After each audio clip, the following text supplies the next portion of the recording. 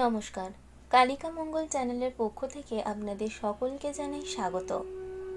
কালী কালী মহাকালী কালীকে পাপহারিণী ধর্মার্থ মোক্ষদে দেবী নারায়ণী নমস্তুতে।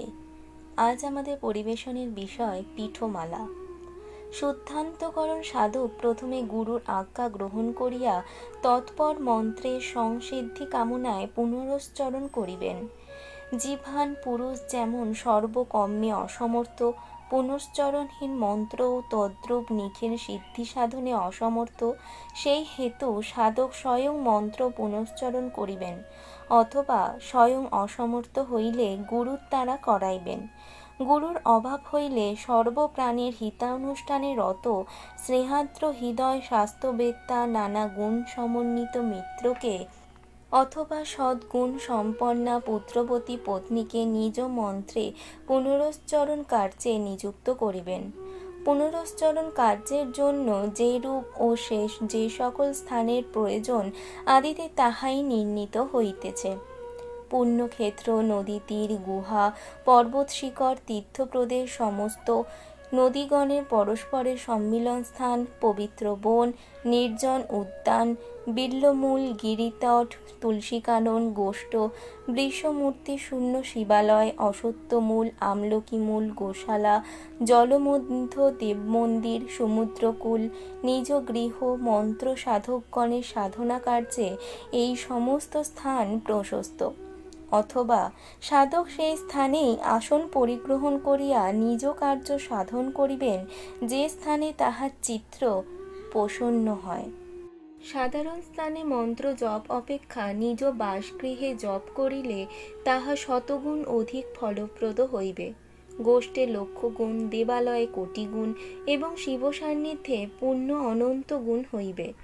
জপকল গৃহে 1 গুণ, গোষ্ঠে 10 গুণ, বনমধ্যে 100 গুণ, সরোবরে সহস্র গুণ, নদী তীরে লক্ষ গুণ, পর্বত শিখরে কোটি গুণ, শিব মন্দিরে 100 কোটি গুণ, গুরুদেবের সান্নিধ্যে অনন্ত গুণ হইবে। গৃহ, গোষ্ঠ, তড়াক, নদী, পর্বত, শিবালয় অথবা যে স্থানে গুরুর সান্নিধ্য সেই স্থানে জপই প্রশস্ত।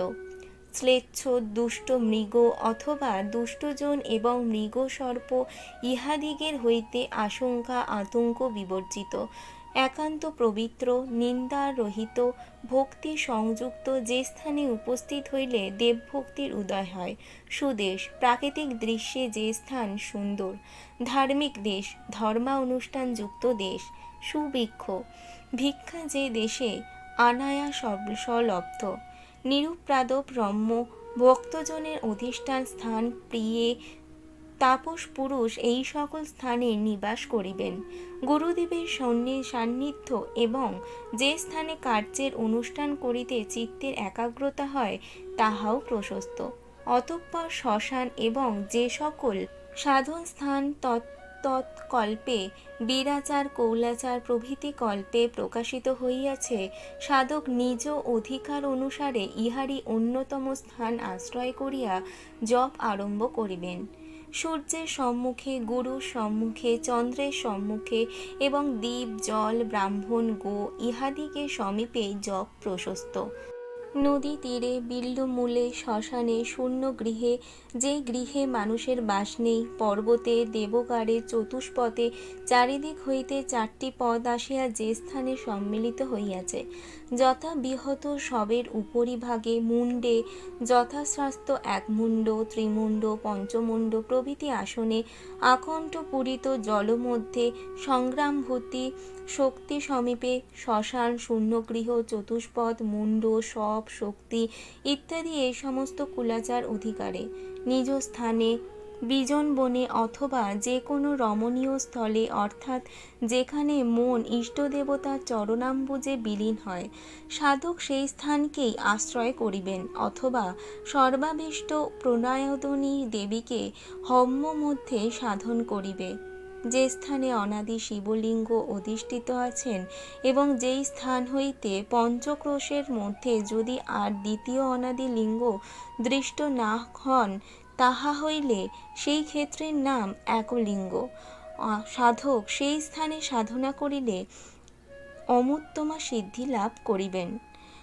বরাননে গোষ্ঠ চতুষ্পদ ত্রিপদ অসত্য বৃক্ষমূল বট বৃক্ষতল ধাত্রী বৃক্ষতল বকুল বৃক্ষমূল যে স্থানে শুল্ক বর্ণ এবং রক্তবর্ণ পদ্মবন চারবিঙ্গী সৌভাগ্যবশত যদি দ্রোণপুরুষের বন লাভ হয় তবে তাও প্রশস্ত জপ ক্ষেত্র। প্রাত্য সূর্যের অরুণ কিরণ প্রসারিত হইলে সেই কালে এই সকল ক্ষেত্রে জপ সাধন শ্রেষ্ঠ অপেক্ষাও শ্রেষ্ঠ বলিয়া জানিবে। চতুষ্পদে ও ত্রিপদে জপ দিবা কর্তব্য